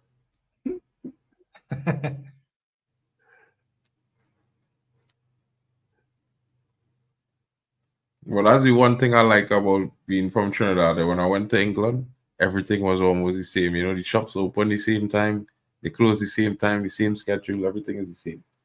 Come to Germany, Sundays, all the groceries close on a Sunday. Almost everywhere closed except places to buy food. Like, yeah, this is a little bit suspect. Suspect. Yeah, bro. Like on a Sunday, I could get up and go to the grocery as normal, but not in Germany. Yeah. In London, yeah. Trini, yes. Westphalia, no.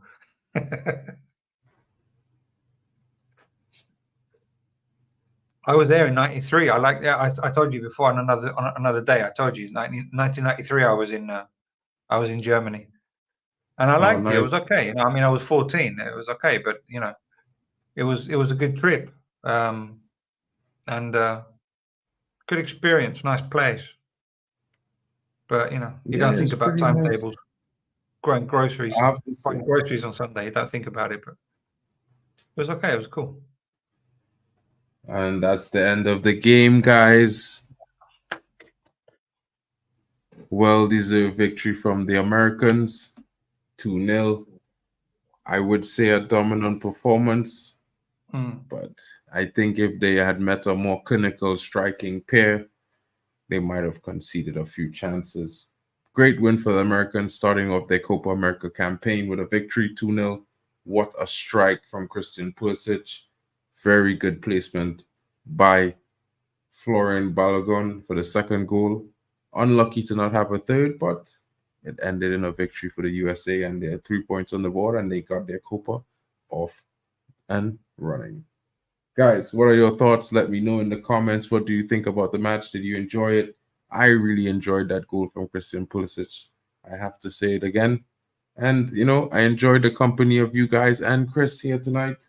Chris, what are your thoughts on the game so far?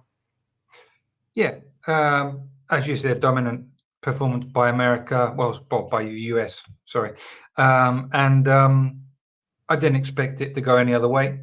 Better quality, as we said in the first half. And just to repeat in the second half, I think pretty lackluster finishing from the quality that they've got. They could have got at least 3 or 4, you know, in total. Bolivia, I'm not sure I expected anything from them. I didn't know about them. This team, at least, not the Bolivia of old, but then you know they've never been a force to reckon with. Perhaps 1 or 2 players here or there, but didn't expect much from them. So yeah, 2-0, a bit short on the score sheet. Sorry, for my liking, but yeah, 3 points in the bag, and on to the next match.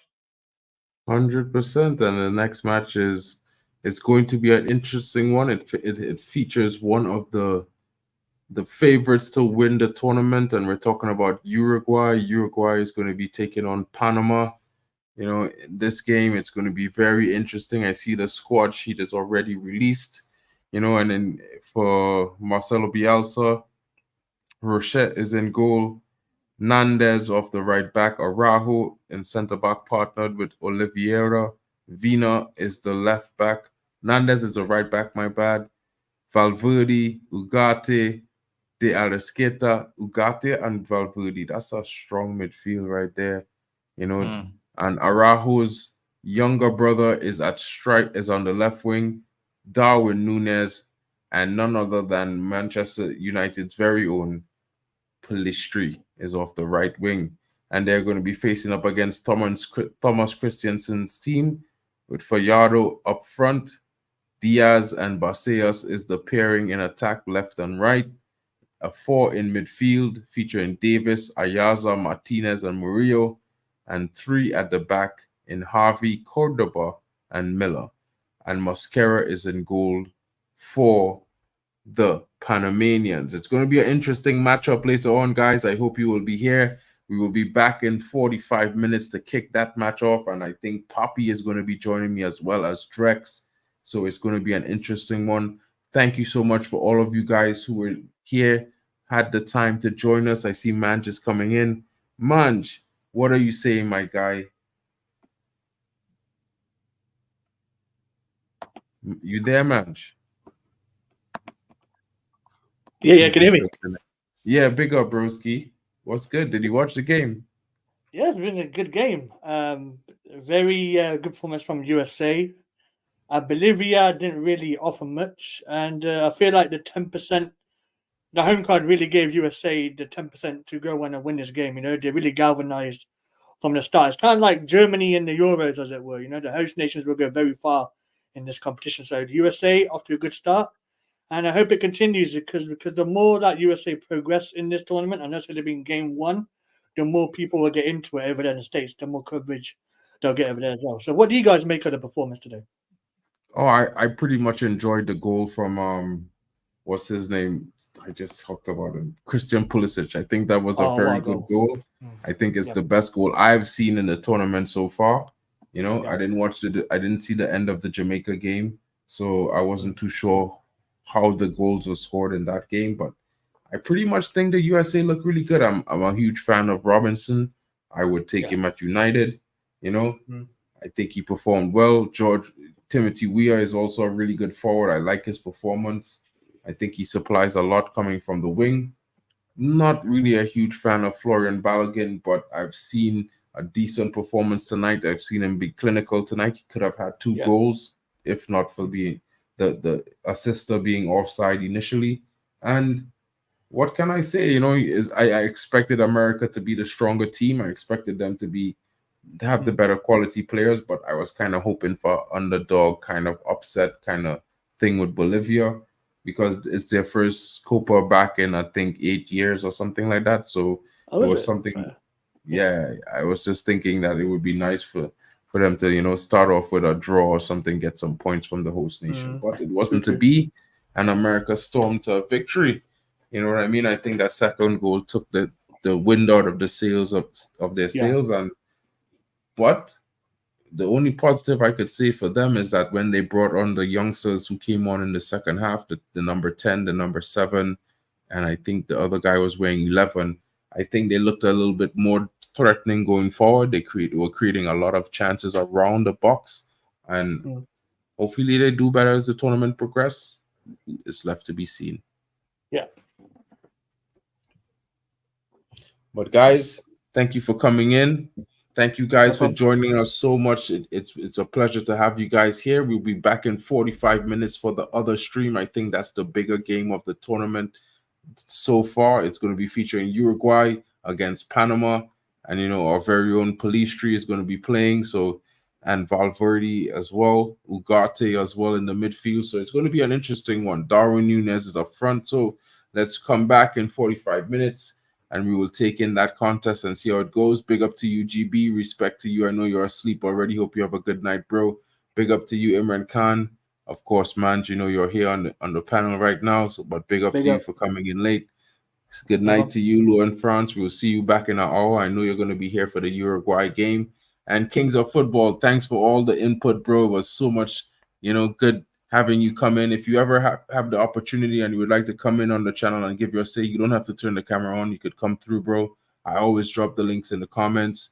It would be nice to hear your opinions on some of the games. You seem like you know a lot about football as well. Big up to you, Paul G. It's the first time I'm seeing you here. Hope to see you again soon. Berber, what's good? What's good? And the MVP of the Man United space. Guys, thank you for joining us. This has been our presentation. Big up to you, Michael Zachariah, as well. And of course, Statman Yali Malmin. And, you know, we will be back in 45 minutes. There's going to be round 2, and the Copa 2024 is being brought to you by us guys at, you know, Football Power Hour. You can also see it stream live on my channel, Mark and MUFC Fan. as well as D-Hub TV, and at some point, maybe even Metal Football TV as well, and Manja's channel. But the People's Champ, you know, he has a different profile going on right now. You know, he's doing the wrestling thing. Are you still doing the wrestling thing, right? Right, Manj? Yeah, still ongoing. Hopefully there's a YouTube channel launching soon. Exactly. So, guys, stay tuned. There's going to be lots to come. You know, we're covering all the football, all you can eat and sleep of it. The Euros will be back tomorrow, and we have one more game of the Copa for today. So we'll see you back in 45 minutes. Hope you have a good night until then. And you know, what will you say? It's the football power hour, guys. Let's go. Football Power Hour!